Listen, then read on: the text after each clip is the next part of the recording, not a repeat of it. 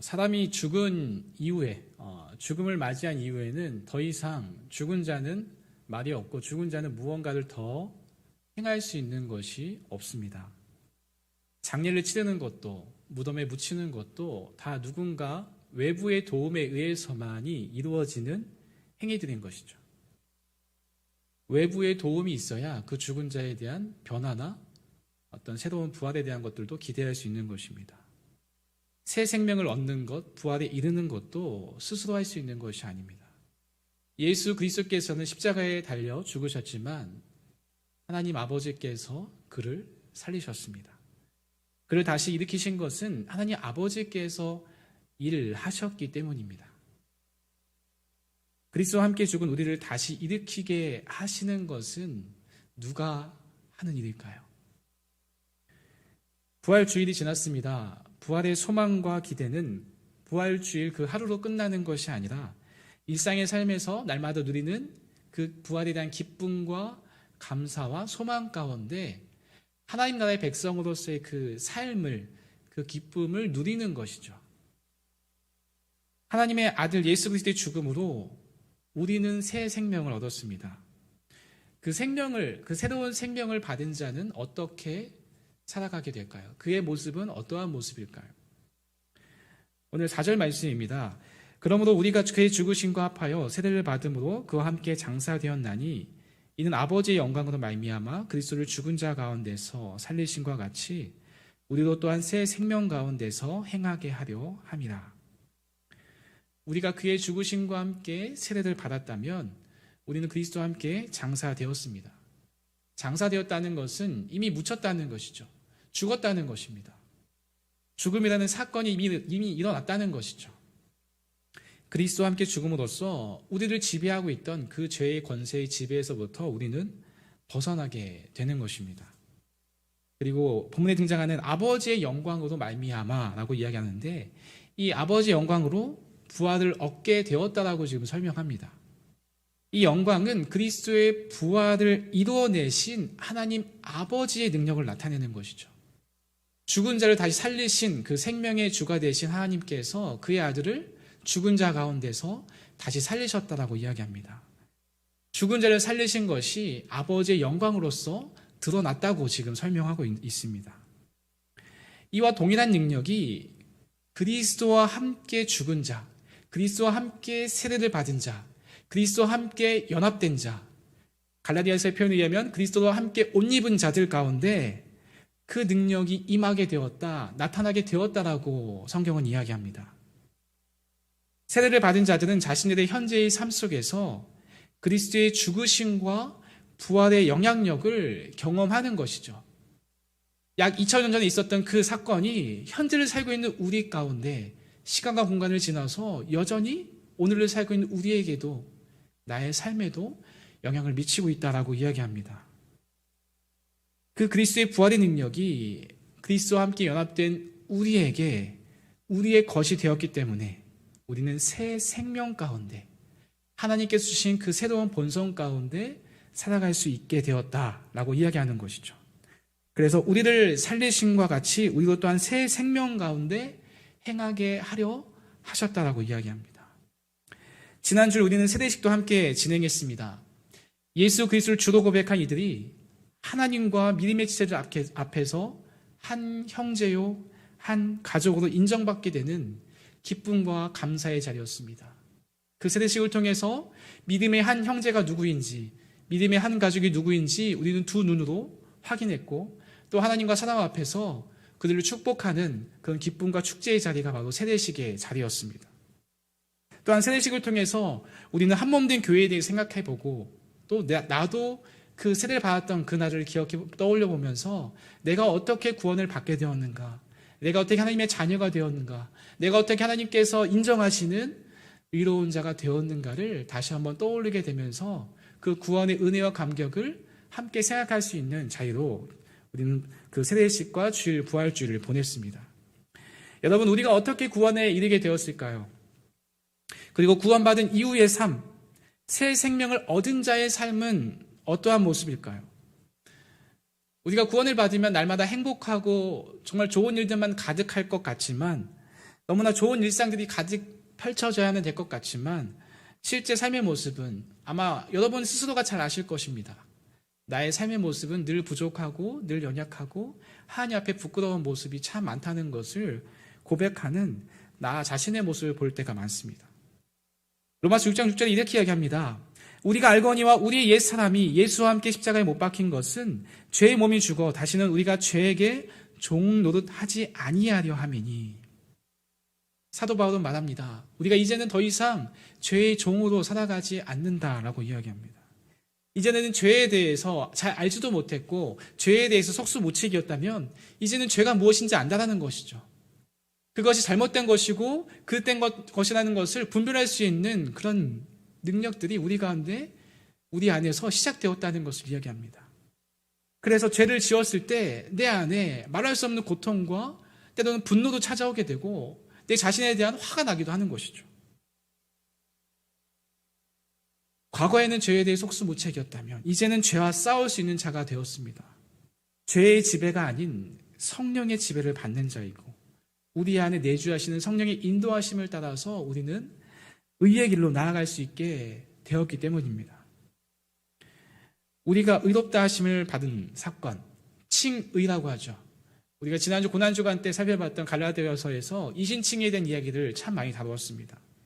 이 칭의는 성화와 분리될 수 없는 일입니다. 칭의가 단회적으로 일어나는 어떤 법정적인 선언과 같은 용어라고 한다면 이 성화는 오랜 시간에 걸쳐서 그 나라에 들어가기까지 오랜 시간에 걸쳐서 우리의 삶 가운데 우리의 내면 가운데 계속해서 일어나는 어떤 거룩하게 되어가는 과정을 이야기합니다. 과정의 연속이라고 말할 수 있는 것이죠.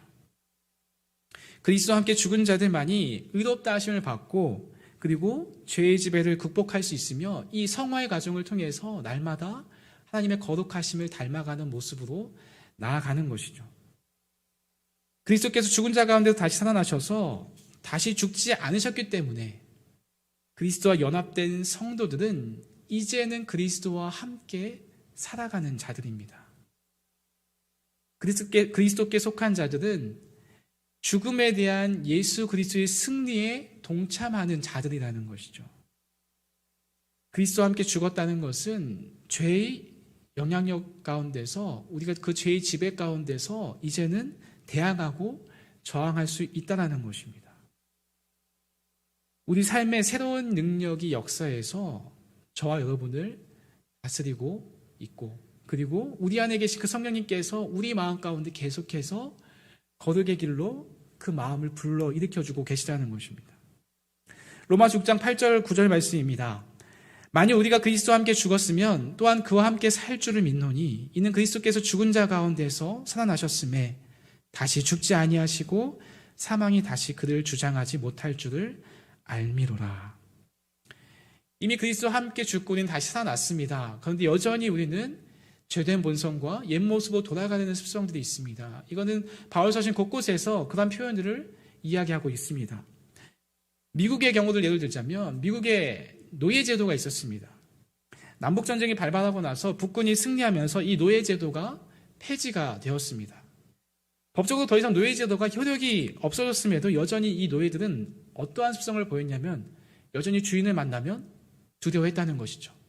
혹시 나에게 매를 가하거나 어떤 명령을 내릴까 두려워했다는 것이죠. 우리의 모습은 어떻습니까? 이미 예수 그리스도께서 승리를 가져다 주셨지만 죄의 종에서 해방을 가져다 주셨지만 여전히 죄의 종으로 살아가고 있다면 우리는 다시금 내가 들었던 그 복음에 대해서 내가 구원을 어떻게 받았는가에 대해서 다시 한번 확인해야 합니다. 그리스도인은 죄를 안 짓는다는 것이 아니라 죄의 영역 가운데 계속해서 머물러 있을 수 없다는 것을 뜻하기 때문입니다. 우리는 그리스도와 함께 죽고 그리스도와 함께 살아갑니다. 날마다 거룩해져 가는 과정, 성화의 과정을 통해서 우리는 하나님의 형상을 닮아 우리의 전인격이 날마다 새로워지는 것이죠. 우리의 지식에 있어서, 우리의 감정에 있어서, 우리의 인격적인 모습에 있어서, 우리의 의지와 결단에 있어서 날마다 달라지는 것이죠. 그러한 경험들이 여러분 삶 가운데서도 많이 있으셨을 것입니다. 그리고 우리의 삶은 죄를 점점 멀리하고 의에 대해 점점 가까워지는 삶으로 나아가는 것이죠. 하나님과 단절됐던 관계가 회복된 그 사람들의 모습은 날마다 변화를 꿈꾸며 변화의 모습이 우리 삶 가운데 나타나게 된다라고 성경은 이야기합니다. 성령을 통해서 변화가 나타나는 것이죠. 그래서 날마다 거룩한 삶, 날마다 변화의 삶으로 나아가려 합니다. 즉각적인 변화가 우리 안에 일어나지 않는다 할지라도 우리 안에 이미 시작된 변화가 저 여러분의 삶 가운데 일어나고 있습니다. 마음과 생각과 의지의 변화가 나타나고 갈등하게 됩니다. 죄가 무엇인지 인지하고 분별하게 되면서 갈등하게 되고 고민하게 되는 것이죠. 방황하면서도 다시 그 말씀 앞에 서려고 하고 하나님을 떠났다가도 다시 돌아오게끔 만드는 것. 결국 우리가 하나님의 자녀라는 것을 하나님께서 끊임없이 우리들 통해서 일하시고 우리를 끝까지 인도해 가신다는 것을 보여주는 반증이기도 합니다. 성경에서도 그러한 인물들이 많이 있죠. 베드로도 그랬고 삭개오도 그랬습니다. 자신의 이익을 탐하기 위해서 자신의 부를 축적하기 위해 살았던 그 세리장이었던 삭개오가 주님을 만나고 그의 삶 가운데 변화가 일어납니다. 마음의 변화와 함께 그의 의지가 변화했고 그리하여서 자신이 착취했던 것을 다 나눠주고 재산의 절반이라도 떼어주는 모습으로 나아가는 변화된 모습으로 나아가게 된 것이죠. 하나님께서 우리를 창조하셨을 때 하나님의 형상대로 창조하셨습니다. 근데 그것이 우리의 죄로 인해서 어그러지고 일그러져 버려서 그 형상들을 많이 대부분 다 상실하게 된 것이죠. 그 형상들 다시금 하나님께서 회복시켜 나아가는 과정이 바로 우리를 거룩하게 만들어가는 성화의 과정. 우리를 토기장이가 그 토기를 빚어가듯이 우리를 빚으시고 만들어가시는 과정으로 우리를 날마다 빚어가고 계신 것입니다. 그리스도께서는 그런 우리와 하나님 사이의 중보자가 되어 관계를 회복시키셨고 그렇게 회복이 된 우리를 우리 안에 내주하게 계신 성령께서 우리가 자라가야 할 자리, 거룩한 하나님의 백성답게 거룩한 상태로 바꾸어 가신다는 것입니다. 그래서 옛 자아와 새로운 본성이 계속해서 싸우고 다투고 갈등이 일어나기도 하고 또 점점 우리의 모습이 지금은 잘 느끼지 못하지만 서서히 주님을 닮아가는 모습으로 나아가게 되는 것이죠. 우리는 구원받는 것까지는 하나님의 역할이고 구원받은 이후의 삶은 우리의 의무이자 마치 숙제같이 어떤 책임처럼 느껴질 경우가 있습니다. 과연 성경은 무엇을 말하고 있을까요? 에베소서 1장 4절 말씀에 이렇게 이야기합니다. 곧 창세전에 그리스도 안에서 우리를 택하사 우리로 사랑 안에서 그 앞에 거룩하고 흠이 없게 하시려고. 이미 하나님께서는 창세전에 우리들을 택하셨다고 이야기합니다. 무엇을 위해서요? 우리를 하나님 앞에 거룩하고 흠이 없게 하시기 위해서 이미 우리를 택하셨다고 이야기하고 있어요. 우리가 하나님의 택함을 받은 자녀라면 하나님께서는 우리를 거룩하게 하시려고 이미 계획해 놓으셨다는 것입니다. 이미 하나님의 작정 속에 우리는 거룩하게 되어져 가야 하는 존재로 우리를 부르셨다는 것이죠. 이미 하나님께서 마음 먹으신 일이기에 하나님께서 작정하신 일이라면 무엇이 부족해서 우리에게 어떠한 가능성이나 어떠한 능력이나 어떠한 행위를 요구하시겠습니까? 사람들을 많이 변화시키든지 사람들을 많이 전도하게 한다든지 어떤 그러한 행위, 어떤 행위의 결과 열매들을 요구하실까요? 그저 우리가 할 수 있는 것은 하나님께서 행하신 일들을 찬양하고 기뻐하고 우리에게 베푸신 그 많은 복들을 누리며 살아가는 것입니다. 나를 거룩하게 하시겠다 약속하셨고 실제로 그렇게 나를 지금도 고치시고 빚어가시는 분이 저와 여러분의 하나님이십니다. 지금도 쉬지 않으시고 변치 않으시며 일하시는 하나님께서 우리를 하나님 앞으로 인도하는 그렇게 하나님께서 원하시는 그 거룩한 모습으로 빚어가시는 그 모습에 우리가 할 수 있는 것은 그저 감사하고 또 감사하고 기뻐하고 즐거워하는 것이죠. 성화라는 것, 거룩하게 되어가는 것, 이것도 하나님의 일입니다. 성화의 과정이나 그 방식이나 그 결과도 다 하나님의 일이라고 성경은 이야기합니다. 우리가 주변에 여러 형제 자매들을 한번 보시면 다 자라가는 모양이 다 제각각이고 다 다릅니다. 하나님께서 일하시는 방식이 다 다르다는 것이죠. 어떤 이들은 바울과 같이 극적인 변화를 일으키시기도 하시고, 또 어떤 이들은 욕과 같이 이해할 수 없는 고난을 통해서 연단시키시고 자라가게 하시며 성숙하게 만들어 가시죠. 하나님이 누구신지를 보여주시고 하나님과 끊임없이 관계 속으로 우리를 이끄시고 인도해 가신다는 것입니다. 누군가에게는 채찍으로, 누군가에게는 당근을 통해서 우리를 하나님과의 그 관계 속에서 계속해서 만들어 가시고 빚어 가시는 것이 바로 하나님의 일하시는 그 성화의 과정이라는 것이죠. 그래서 성도답게 자라가는 것은 나에게 주어진 몫이 아니라 하나님께서 행하시는 것이라는 거죠. 그런데 우리는 어떻게 해서든 나의 행위를 통해서 나의 의를 드러내서 하나님, 내가 이만큼 이렇게 했습니다. 내가 이만큼 섬겼고 내가 이만큼 봉사를 했으니까 나에게 이만큼의 복을 주셔야 하는 것이 당연하지 않냐라고 요구하는 우리의 모습을 볼 때가 있습니다. 우리가 할 수 있는 것은, 하나님을 위해 살 수 있는 것은 아무것도 없습니다. 그저 우리가 받은 그 은혜에 감사하며 기뻐하고 즐거워하는 것이죠.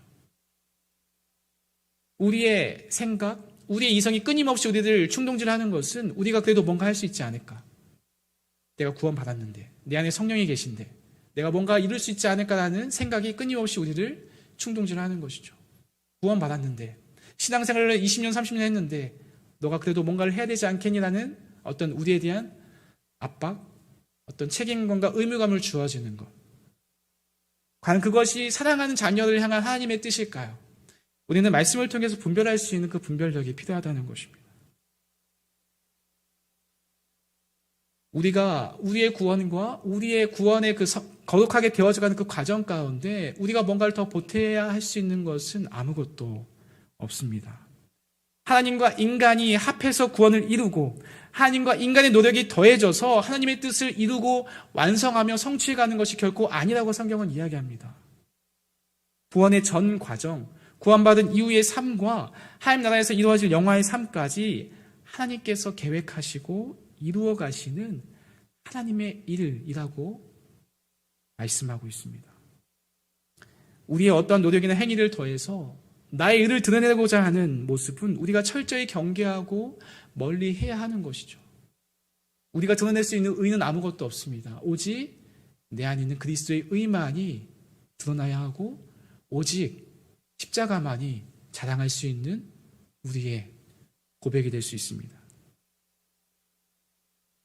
우리를 거룩하게 만들어 가시는 것은 하나님께서 우리에게 거저 행하시는 하나님의 일이자 하나님의 형상을 따라 성령께서 우리에게 주시는 참된 복이자 유익이라고 말합니다.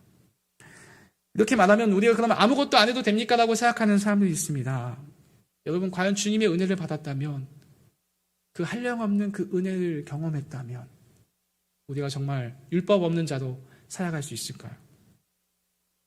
내 안에 그리스도 영이신 성령님께서 내주하고 계시다면 우리가 아무것도 안 하고 율법과 상관없는 자로 살아가는 것이 아니라 그 선하신 하나님 말씀을 따라서 우리는 그 순종의 모습으로 우리의 자신을 의의 무기로 드리는 모습으로 나아가게끔 되어 있습니다.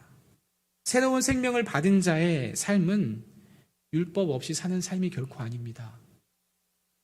이제는 우리의 행위를 하나님의 일하심에 덧붙여서 생각할 수 없다는 것이죠. 새 생명을 받은 자의 삶은 그 생명에 감사함으로 자발적으로 우리 안에 불러일으키는 그 성령의 소욕을 따라 살아가는 삶의 모습인 것이죠. 빌립보서 1장 6절 말씀이 이렇게 이야기합니다. 너희 속에 착한 일을 시작하신 이가 그리스도 예수의 날까지 이루실 줄을 우리가 확신하노라. 아멘. 이 성화의 과정 속에는 하나님의 사랑의 원리가 있습니다. 자녀를 자라게 할 때, 우리를 거룩하게 만들어갈 때 우리를 기계처럼, 로봇처럼 대하지 않는다는 것이죠. 인격적인 존재로 우리의 상황과 우리의 필요에 맞게 나의 때와 나의 모습을 다 고려하셔서 하나님께서 빚어가시고 만들어 가시는 것이죠. 때로는 급격하게 우리를 성장시킬 수도 있고, 때로는 굉장히 더디고 굉장히 잘하지 못하고 오히려 퇴보하는 느낌이 든다 할지라도 우리의 겉모습으로 그 모든 모습들을 설명해낼 수 없습니다. 이 과정들은 다 하나님께서 우리 가운데서 행하시는 일이기 때문입니다. 하나님 인격적인 교제 가운데 일하십니다. 일어설 수 없는 가운데 있는 이들을, 우리 같은 자들을 일으켜 세우시고 그 주님의 길로 나아갈 수 있도록 우리를 붙잡아 주십니다. 수고하고 무거운 짐진 자들에게 다 나에게 와서 주님께서 맡겨주신 그 멍에를 매라고 이야기하시죠. 원수의 목전에서 우리에게 상을 베풀어 주시고 우리에게 필요한 것들, 우리에게 풍성하게 채워주신다고 말씀합니다. 우리를 돌보아 주시며 지극히 선한 길로 인도해 주시는 목자 같은 분이 바로 하나님이시라고 이야기하고 있습니다. 하나님과의 교제는 우리가 이미 시작되었습니다. 새 생명이 주어진 우리의 삶 가운데, 우리의 현실 가운데 이미 시작된 것입니다. 소위를 본다 1문에 1답을 이미 우리는 알고 있습니다. 하나님을 영화롭게 하고 그를 영원토록 즐거워하는 것, 하나님과 함께하는 것이 이미 복이라고 우리가 알고 있습니다. 우리는 그 복을 누리며 날마다의 삶 가운데 내가 받은 그 사랑과 그 은혜를, 우리가 받은 그 복을 날마다 세면서 나아가는 것이죠. 우리에게 주어진 길 가운데 힘들고 지쳐 넘어져도 갈 수 있는 것은 내 안에서 일하고 계신 하나님께서 나를 이끌고 가시기 때문입니다. 그 모든 일들이 나의 과업이 아닌 하나님의 일이기 때문에 우리는 넘어지더라도, 때로는 방황하더라도, 때로는 좌충우돌하더라도 다시 일어서서 걸어갈 수 있는 것입니다. 성화가 하나님께서 일하시고 이루어 가시는 것이라면 우리가 할 수 있는 것은 무엇이 있을까요? 자연스럽게 하나님께 대한 감사의 고백들, 나를 이렇게 만드시고 또 앞으로 빚어가시는 것에 대한 기대와 소망 가운데 나아갈 수 있는 것입니다. 나와 함께하는 공동체 지체들과 함께 거룩한 교회로 세워져 가는 것에 대한 감사가 나올 수밖에 없습니다. 나 같은 자를 주님의 몸된 교회의 일원으로 세워주시고 함께 교회로 지어져 갈 수 있게 하신 것이 얼마나 큰 은혜이지 않겠습니까? 여러분의 삶에 혹시 감사가 사라졌다면 다시금 내가 어떻게 구원을 받았으며 구원받은 이후의 삶이 어떠한 방향으로 흘러가고 있는가를 살펴보시기 바랍니다. 흔들리고 방황하더라도 끝까지 여러분을 놓지 않으시고 인도해 가시는 하나님의 손길이 여러분 가운데 함께 하실 것입니다. 우리는 결과, 어떤 열매에 대해 연연하는 자들이 아닙니다. 자라게 하시고 끝까지 우리를 이끌어 가시는 분은 하나님이십니다. 우리 마음의 중심을 보시는 분은 하나님이십니다. 코로나로 인해서 예배나 모임이나 교제가 쉽지 않은 가운데 있지만 그래서 우리가 할 수 있는 것이 아무것도 없다고 고백할 수 있지만 그 가운데서도 우리가 할 수 있는 것이 있다면 그것은 날마다 죽는 삶입니다. 우리가 죽어야 그분께서 다시 살리실 것입니다. 나의 죄에 대하여, 나의 의에 대하여 끊임없이 나의 것을 드러내려고 하는 우리의 의에 대해서 죽어야 하나님께서 우리를 다시 살려주실 것입니다. 역설적이지만 새 생명을 받은 자의 삶이 그렇습니다. 날마다 주님과 죽는 사도 바울의 고백처럼 죄에 대하여, 나의 의에 대하여 죽고 예수 그리스도로만 살아가는 삶, 그게 새 생명을 받은 자의 삶이죠. 그래서 겸손해질 수밖에 없고, 그래서 나뿐만 아니라 타인에 대해서도 굉장히 너그럽고 넉넉한 마음과 긍휼한 마음을 볼 수 있는 것이죠. 나 같은 자도 살리셨고, 나 같은 자 같은 다른 지체들도 하나님께서 얼마나 사랑하시는가, 인간적인 눈이 아닌 하나님의 눈으로 지체들을 바라볼 수 있는, 이웃을 바라볼 수 있는 눈이 우리 가운데 주어졌기 때문입니다. 부활주의는 지나갔지만 부활에 대한 소망은 늘 우리 영혼의 중심에 확신 가운데 자리하고 있습니다. 새 생명을 받은 자로서 우리는 마지막 부활이 기대와 소망 가운데 기쁨과 감사함으로 살아가는 것입니다. 부활의 그 생명이 함께하는 영적 교회로, 영적 공동체로 날마다 자라가며 날마다 거룩해져가는 교회로 살아가는 우리 모두 화평의 성도인들이 되시기를 주님의 이름으로 축원드립니다.